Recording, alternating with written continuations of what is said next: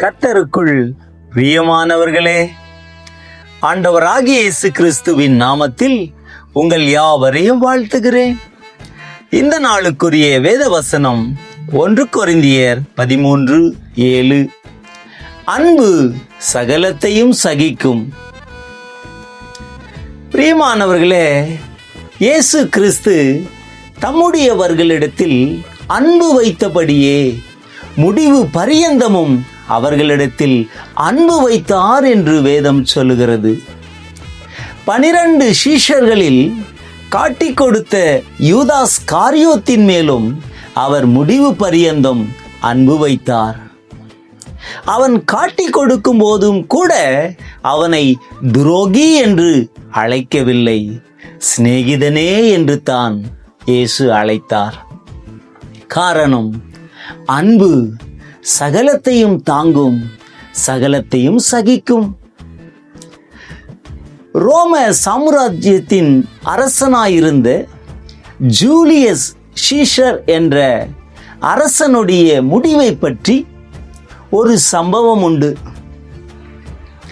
அவன் மிகவும் விரும்பி நேசித்த நண்பன் ஒருவன் உண்டு. அவன்தான் புரூட்டஸ்.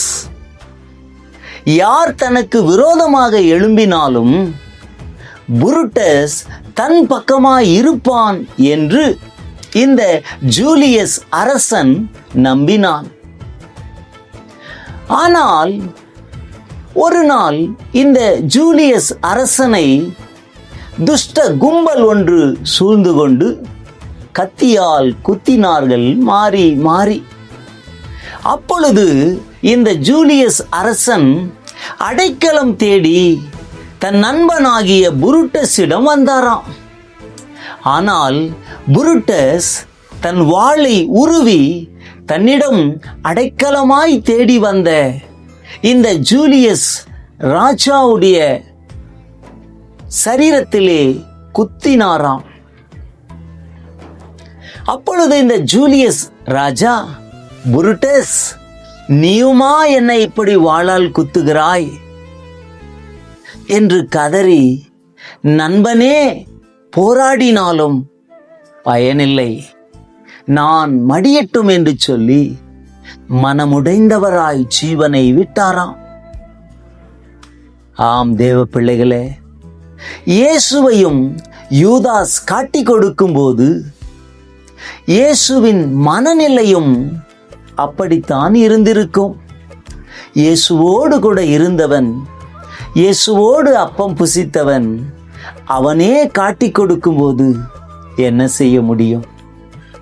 ஆண்டவர் அந்த சிலுவைக்கு தன்னை ஒப்பு கொடுத்தார்.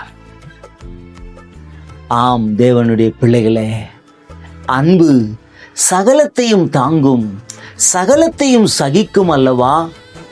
இயேசு எல்லாவற்றையும் சகித்து கொண்டார். தேவ பிள்ளைகளே, அந்த கிறிஸ்துவின் கல்வாரியின் அன்பு உங்கள் உள்ளத்தில் இருக்கட்டும். அந்த அன்புதான் உங்கள் கிரியைகளிலே காணட்டும், வெளிப்படட்டும். இந்த ஜூலியஸ் ராஜா பாருங்கள், ஒன்றுமே செய்ய முடியலை.